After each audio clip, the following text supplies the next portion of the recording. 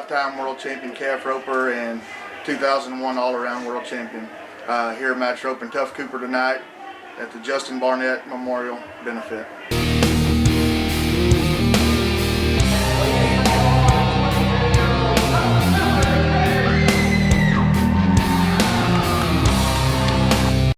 I'm Tough Cooper, 5-time NFR qualifier, 2-time world champion, and 1-time average champion.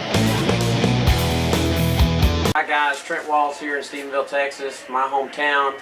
We're here tonight for the Barnett Memorial. It's a tragic accident that happened here about 3 months ago to a good friend of Cody Ohl's, which is the reason he's put a lot of this together. So I'll refer to Cody to give us a little background tonight on why everybody's here. We're all here tonight just to honor the family and the tragic loss of Barnett, 25-year-old husband and father of 2. Died while he was working on his truck and just happened to pop in gear and tragically took his life. And our town of Hyco has just pretty much been one big prayer all year long, and we've already had like 2 or 3 big benefits this year, and I knew people have literally gave the shirt off their back, and this one was going to take some help to get some other people involved and make it a big success too. For my aspect, to pull in here tonight and see this many cars gathered around something that I didn't know much about happening 20 miles from here is a big success, and especially to see Tough here. To see these 2 guys rope, usually it takes quite a bit of effort and a lot of money to put them together, and for them to put aside their time and come up here for free and to do this, to put on a show for all these people that came, says quite a bit. Tough, what brought you down here tonight? Cody called me and asked me if I would be a part of this, and I was honored to come down here and be able to be a part of everything that Cody's put together. Tonight they're going to rope 6 head. Cody brought Pearl, which that's the only horse we're going to see Cody on, so we know that's not new. Tough, I think we saw the mare you rode at Mike Johnson's roping the other day. Who owns her, and how did it come about getting to ride her? Well, looking up to Cody so much, look up to all aspects. The horse I'm riding is a full sister to Pearl, and trying to follow in his footsteps. I got it. So we got a double match going on tonight. We got a little horse family. Yes, sir. Cody, where did Pearl come from? Well, I don't know where she came from, but I know I leased her from Sid Miller, a great friend of mine, and I've been blessed to be able to ride her for 4 years now. And he asked if I wanted to ride her half sister here, and I said, man, I live here. I got to. if I win or lose, it's got to be on her, and then it's just I can't do that in my hometown. I mean, I need to put on the best show I can, and probably get embarrassed anyway. But I still got to rope as best as I can and try to come out with a victory. I think the good part for me, as far as horse-wise, is to know Pearl's life before Cody met her. She was a world champion in the horse show, but as far as rodeo-wise, she wasn't really proven. Had a couple of guys take her, but once Cody took her under her wing, she really come on, and I think that's been a big break as far as Sid Miller and Miller quarter horses to bring on the rest of the horses, because these younger guys, now they're looking, hey, what's Pearl kin to? What else is coming? And there's been a lot of horses come along the way, and Tough proved that. We watched him rope really well on this one at Mike Johnson. So as far as my aspect from a roper's fan's view, I'm really excited to see it because both guys are really well mounted.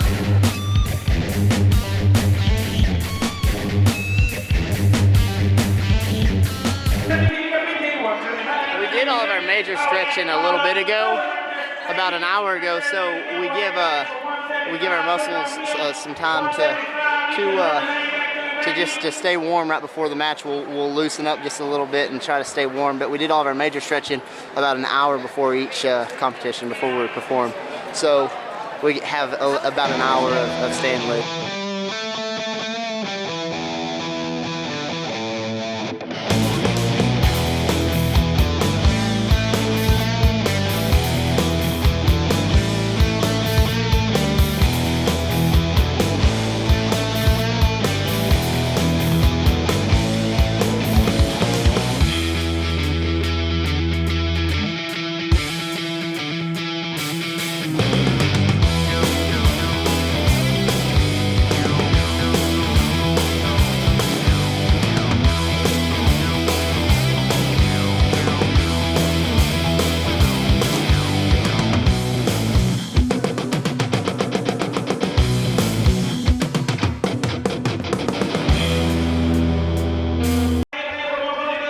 stuff that you see all over my Resistol hat is baby powder, because I put it on my rope and swing it, and then I'll put my hat and pull it down, and I'm just focused on my run, and I'm not really worried about what I look like. And when I see it on TV, I look pretty silly, but it's so my rope feels smooth out of my hand. Cody Ohl by 3/10 of a second on the first kick. He's behind the barrier line. This is Tough Cooper, kick number 1.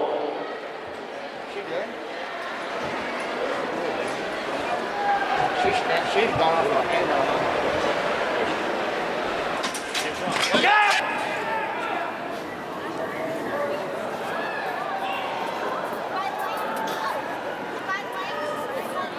Stephenville, where are you at? Ladies and gentlemen, he's behind the barrier line. Say hello to Hyco, Texas, Cody Ohl!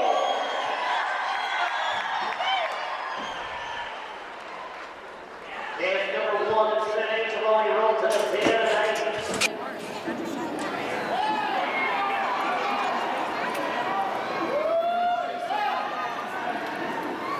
Stephenville, number 1 for Ohl.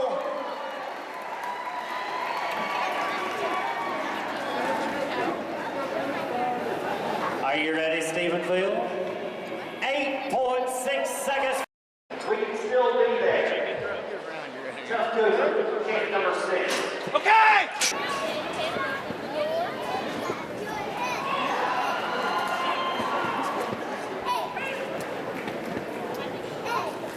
Stephenville.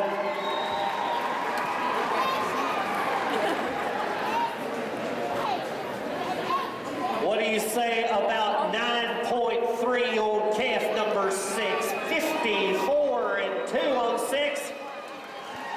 Told you. The man from Hyco, Texas, a 6-time world champion, $3 million cowboy on calf number 6. He's been down before and always puts some magic on the final touches. Stephenville, Texas, this man's partly responsible for what we're doing here today for the Barnett family. Say hello again to my friend Cody Ohl, Hyco, Texas.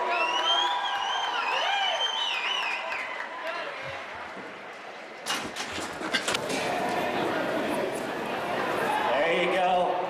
Come on, Cody. Yes, sir. That's why he's a world champion. 7.7 seconds on KF6, 7 and 7. All right, just concluded the 2013 Justin Barnett Memorial Match Roping. Tough Cooper was our victor tonight. You guys want to go through your runs a little bit? Just happened to raise a little over $60,000 tonight with the auction and the whole benefit, which is amazing. A lot of people came out tonight, probably 2,000 or 3,000 people in the building tonight. Cody gave a speech after it was over. It was a really good show all the way through, and just so happened on top of the 60,000, Cody happens to owe Tough a little bit for the loss tonight. So, if you'd like to hand over the dough. Yeah, you know, it's everybody's a winner tonight. You know, unfortunately, I lost the match and lost our dollar bet, so I'm paying up. So, there we go. The champ got me again. And Tough only won $108,000 the other day, so $2 more probably get him to the next one. So we're hoping he can get around on that. Got started off on the right foot tonight, made 3 really good runs, and was pretty tickled with the way my horse was working, and my roping was just, it was good, but it was off just a little bit, and then come back with just, you know, we're here for a benefit, and like I said, I just was trying to be as fast as I could every time, and took a bad throw, and when you miss against Tough Cooper, it's over. So I was just trying to put on a show on the next 2, and ended up missing the next one. Same exact thing happened, and come back and finish strong on my last one with 7-7, and try to take that as a positive and go to the next one. Tough, tell us about your horse tonight. You made a lot of good runs tonight. You really feel good with that horse? I'm kind of new to that horse, so I'm just trying to get with her. I caught a real lucky break on my 3rd one. I put a really bad hooey on the 3rd one and had a really lucky. I thought maybe the lucky break came on the 1st one. Do you remember the 1st one? Jumped the line.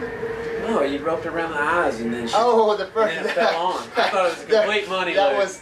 that was a lot of luck to that one. When she went left, I didn't know where I was throwing, and All I know, I've watched enough matches and enough world champions to know that those loops go on for these guys.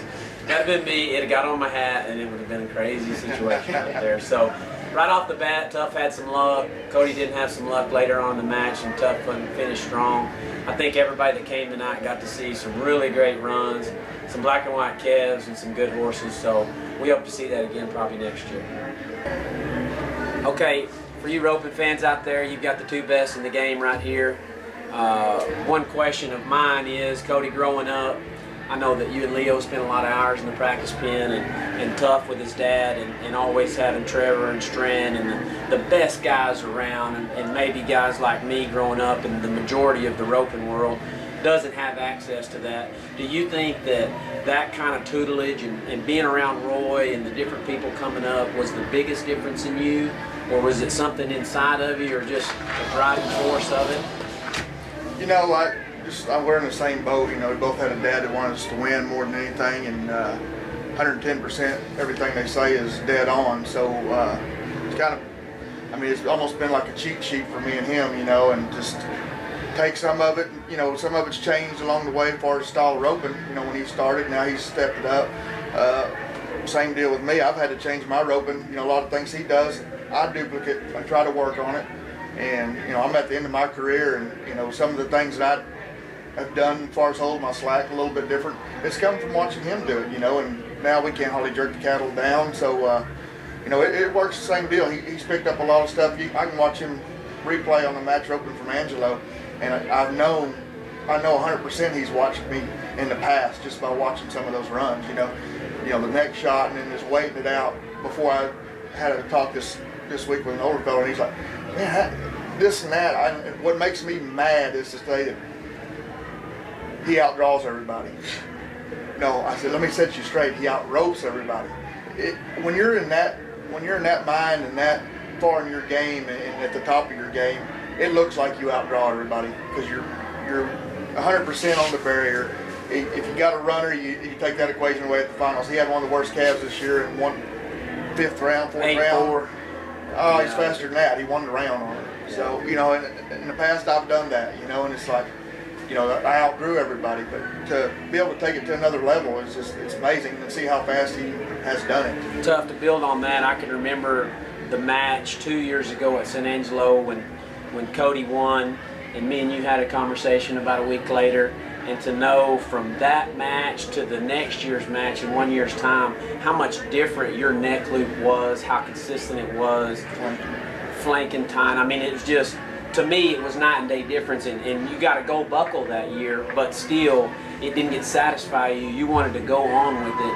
Is roping against Cody or knowing where Cody set the bar, is that kind of what drives you? Absolutely. Growing up as a kid, there's two guys I've watched how to flank calves, and there's really just a couple of guys that I've watched do everything, and Cody is always one of those guys that I've watched do from nodding to throwing their hands up the whole run. He's always in there, and it kind of drives me crazy sometimes because you can't do the things that Cody can do. You cannot, and then you should have tried to rope against him growing up. When he was 12, he was 8'8", and we were at Barry Burke's, and I can remember if I was 14 that I was doing a victory dance, and then he comes along and he's 8'8", and I just like, well, all right, maybe I'll quit celebrating quite so much. But anyway, expand on your point. But you know, if you're lacking in something and you want to gain in an area of your roping, I always go to Cody or Strand or Trevor. And I always ask those guys, the best guys, the very top guys, what I need to do with my roping, what I particularly need to do in that area, and they're always dead on with the advice that they're giving me. It's, you know, just like this year, I got started off a little slow at Vegas. Tough. It was kind of hit and miss a little bit right there. You know, I had a shot to win the world championship. And, you know, along there about the 7th round, I'd stubbed my toe enough where, you know, to me, I was out of it. It's tough adjusting. Yeah, and it meant a lot to me because he kind of depended on me. You know, he asked me a few tips in there, and he knew that I was out of it. And with the friendship we've become the last few months, it's really meant a lot to me, because I know personally that I'm about done, and for somebody to trust my judgment on calves, trust my judgment on the barrier, you know, it really means a lot at this stage. You know, winning a world championship is great, yeah, and I want to go out with one. But if not, I know that the best guy in the world today is Considering your opinion. considering, in my opinion, in part of his game plan, you know, at the National Finals Rodeo. Well, and a lot of that thing I think came from you spending time when you were Tuff's age at Roy's house, and Tuff, I can't remember how old you were, but you were about this tall. Pushing in a wheelbarrow size. Trying to sell everybody powder at the rodeos all the time, so I remember that. But, you know, I can remember that Roy always took you under his wing and went on with it, and to me that always passes on, and that's what me and Tuff talked about in our conversation after Angelo that time, was some of the things he needs to know comes from you.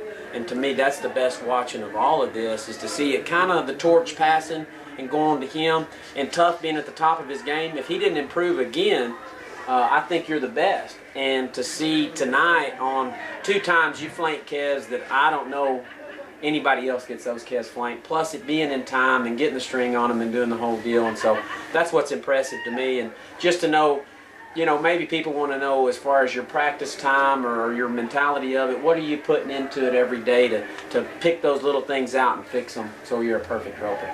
Well, I mean, the same thing that Cody has done when he was my age.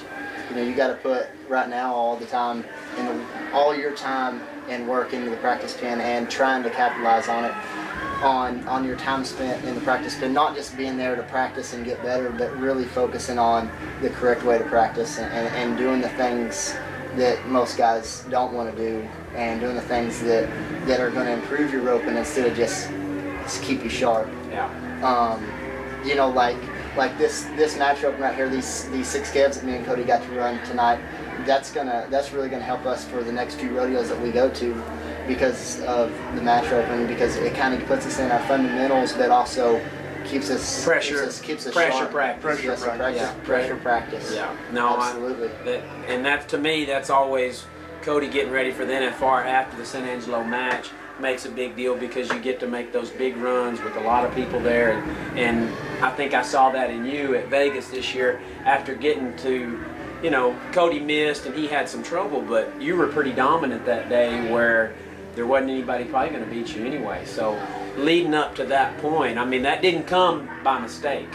You know, I thought over 12 runs, just like tonight, you might have said you're hooey or the first one, but whatever. But I just think you get into a spot where you're flawless in your roping. And so I think, for practice reasons, take us through a day in your practice runs, what you're trying to accomplish.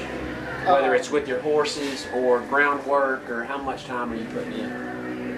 Whenever I'm actually making runs, I never go full speed, maybe 60% speed, especially once I get on the ground. Just try to make strong, smooth runs. So you're going for flawlessness more than speed? Yes, sir, because whenever you put your own money up and you're back in the box, your adrenaline's going to be going, and so the speed will come then. I got to write this one down. That kind of part's getting me. But I mean, and then just practice in every kind of situation, instead of just the same practice runs day in and day out. Is that something you think back to your time when we're that age, and that's all we ever did was eat at Jake and Dorothy's and rope? Sure, you know it is. You know, we'd rope at my house. My pen was a little narrower than yours. We'd go to your mom's house. We'd rope.